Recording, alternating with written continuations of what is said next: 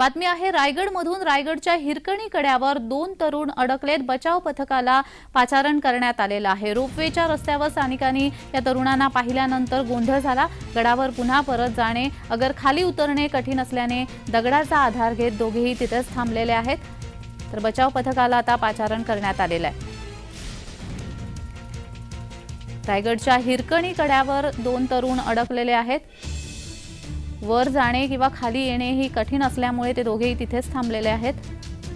रायगडच्या हिरकणी कड्यावर हे 2 तरुण अडकले आहेत। बचाव पथकाला पाचारण करण्यात आलेलं आहे।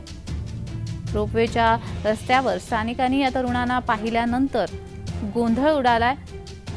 गडावर पुन्हा परत जाणे अगर खाली उतरणे देखील कठीण असल्यामुळे दगडाचा आधार घेत हे दोघेही तरुण इथे थांबलेले दिसलेले पाहायला मिळतात।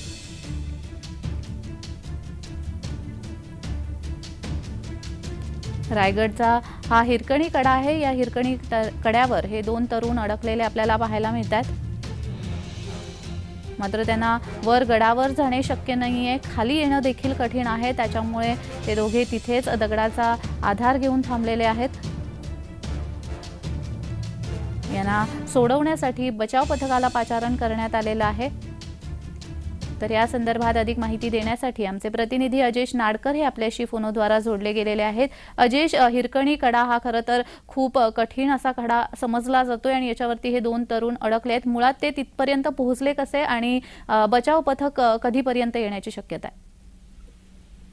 निश्चितच जान्हवी, आज संपूर्ण महाराष्ट्रात शिवजयंतीचा उत्साह मोठ्या जल्लोषात साजरा होतोय आणि असंख्य शिवभक्त जे आहेत ते रायगडावर छत्रपती शिवाजी महाराजांना अभिवादन करण्यासाठी दाखल झालेले आहेत। आणि अशातच परतीचा प्रवास हे शिवभक्त करत असताना कुठेतरी रस्ता भरकटल्याचं चित्र या ठिकाणी पाहायला मिळत आहे। रायगडच्या हिरकणी कड्याच्या त्या ठिकाणातून खाली येतेवेळी हे 2 तरुण जे आहेत ते अडकलेले आहेत। रोपवेच्या ठिकाणावरून जो मार्ग आहे रोपवेच्या यातून येणाऱ्या जाणाऱ्या शिवभक्तांनी हे चित्र पाहिलं आणि त्याच्यानंतर सर्वांनाच या घटनेची कल्पना समोर आली आणि माहिती पडले। तर या ठिकाणी या दोन्ही शिवभक्तांना वाचवण्यासाठी रेस्क्यू बचाव कार्याची टीम जी आहे ती पाचारण करण्यात आलेली आहे। अद्यापही हे दोन्हीही जे शिवभक्त आहेत ते त्याच ठिकाणी आहेत, कारण ज्या ठिकाणी ते अडकले आहेत ते खालीही येऊ शकत नाही आणि वरतीही जाऊ शकत नाही। जान्हवी, अशी परिस्थिती तिथे निर्माण झालेली आहे। जी साधारण कधीपर्यंत हे बचाव पथक तिथे पोहोचण्याची शक्यता आहे?